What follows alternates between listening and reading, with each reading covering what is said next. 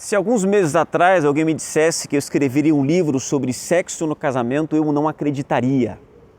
Mas em julho desse ano, Deus me deu o privilégio de ministrar sobre o assunto para os casais da minha igreja local e foi uma experiência tão preciosa que eu compreendi pelo Espírito Santo de Deus que essa mensagem não deveria ficar restrita à minha igreja local. Foi quando nasceu o livro O Lugar de Honra do Sexo no Casamento. Quando comecei a conversar com alguns pastores sobre esse projeto, todos eles me disseram que o assunto sexo ainda é um tabu em nosso meio.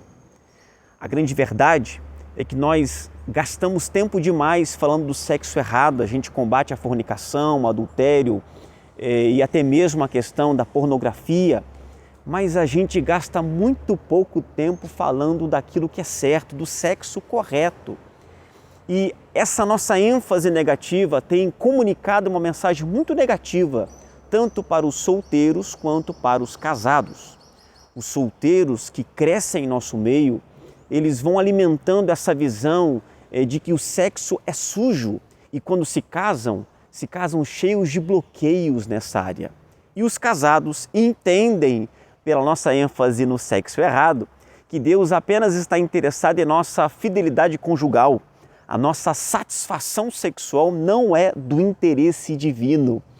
Mas Deus me fez ver pelas Escrituras Sagradas que Deus está preocupado sim com a minha e com a sua satisfação sexual dentro do casamento.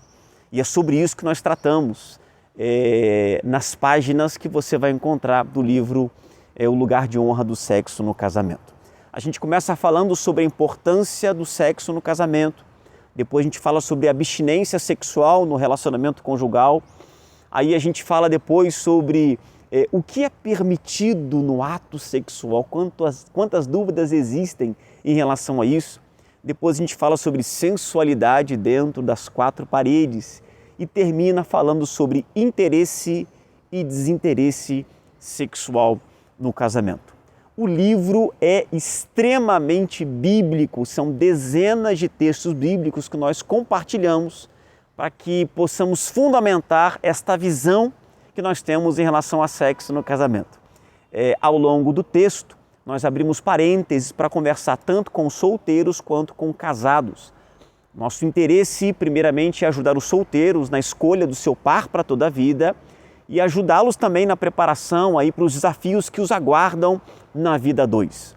No que diz respeito aos casados, a nossa intenção é ajudá-los a estabelecer um lugar de honra para o sexo dentro do seu relacionamento conjugal. Sobretudo, nosso propósito é abrir um diálogo sobre sexo dentro do contexto eclesiástico para que a gente continue falando sobre o sexo errado, mas não deixe de abordar o sexo que Deus abençoa.